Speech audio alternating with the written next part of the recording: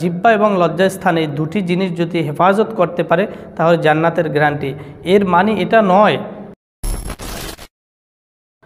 রাসূল পাক সাল্লাল্লাহু আলাইহি সাল্লাম তিনি ইরশাদ করেছেন, দুটি জিনিসের জিম্মাদার যদি আল্লাহ বলেন আমাকে দিতে পারো তাহলে আমি তোমার জান্নাতের জিম্মাদার দেব। দুটি জিনিস কি? দুই গালের মাঝখান অর্থাৎ জিহ্বা জবান, আর দুই চোয়াল জিহ্বা এবং দুই রানের মাঝখান লজ্জাস্থান অর্থাৎ জিহ্বা এবং লজ্জাস্থান, এই দুটি জিনিস যদি হেফাজত করতে পারে তাহলে জান্নাতের গ্যারান্টি। এর মানে এটা নয় যে শুধু জিহ্বা দ্বারা অন্যায় করলাম না এবং লজ্জাস্থান দ্বারা অন্যায় করলাম না আর বাকি কোনো কাজ করলাম না, তার মানে এটা নয়।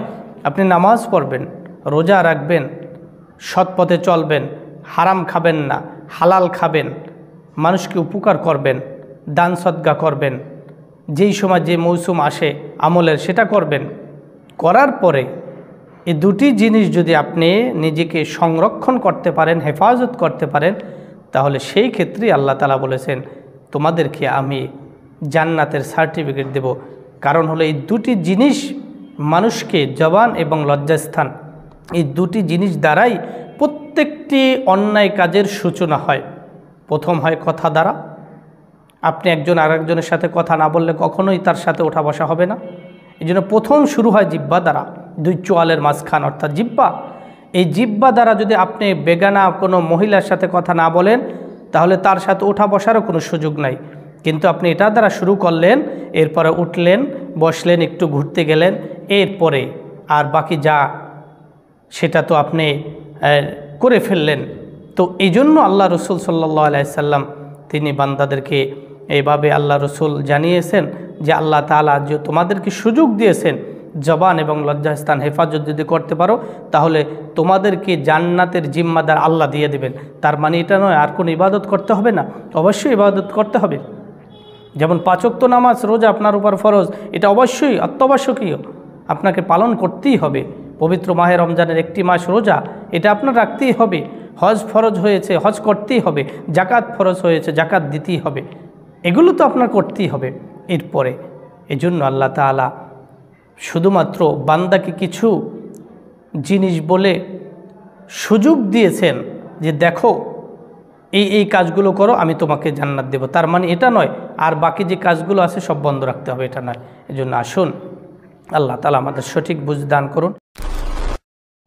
নামাজের মধ্যে কিছু কারণ রয়েছে যেগুলো করলে নামাজ ফাসেদ হয়ে যায়, নষ্ট হয়ে যায়।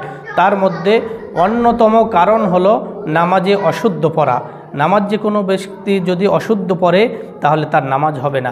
আপনি যদি 20 রাকাত কেন 40 রাকাতের জায়গায় আরও বেশি নামাজ পড়েন কিন্তু আপনার কিরাত শুদ্ধ নয়, তাহলে এই নামাজ দ্বারা আপনার কোনো কিছুই আপনি আশা করতে পারেন না। এই জন্য এটা একটা সুযোগ, পবিত্র রমজান মাসে একটি বড় সুযোগ কোরআনকে সহি করার, কোরআনকে শিখার।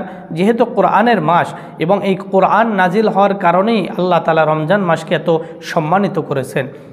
আর এই কোরআনের মাধ্যমেই মানুষকে হেদায়েতের পথ আল্লাহ তাআলা দিয়েছেন।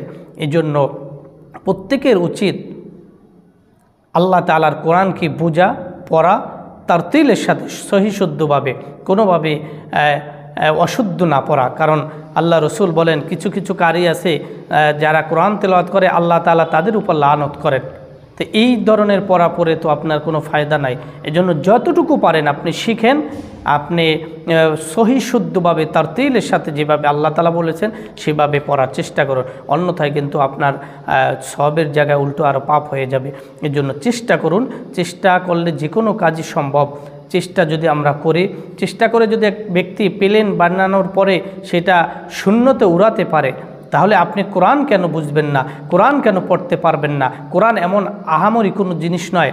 আল্লাহ তাআলা বলেছেন ওয়ালাকাদ ইয়াসসারনাল কুরআনা লিযিকরি ফাহাল মিন মুদ্দাকির। আল্লাহ তাআলা তো কোরআন আপনার আমার জন্য সহজ করেছেন, আপনি কেন বুঝতে পারবেন না? অবশ্যই আপনি চেষ্টা করেন, ইনশাআল্লাহ সফলতা আসবে, সফলতা পাবেন, বুঝতে পারবেন।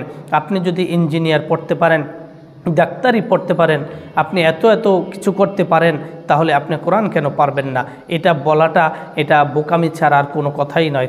যেই কোরআন আপনার জন্য হাসরের ময়দানে কাজে লাগবে, দুনিয়াতেও কাজে লাগবে, এর চেয়ে আপনি যদি বলেন এটা শিখতে পারি না, এটা লজ্জাজনক। এর জন্য আসুন এই পবিত্র মাহে রমজানে অবশ্যই আমরা এই রোজাগুলোর মাধ্যমে কোরআন ও তেলাওয়াতগুলো সহি করব। আল্লাহ তাআলা আমাদের সকলকে কোরআন সহি করে অর্থ বুঝে পড়ার তৌফিক দান করুন। আমিন।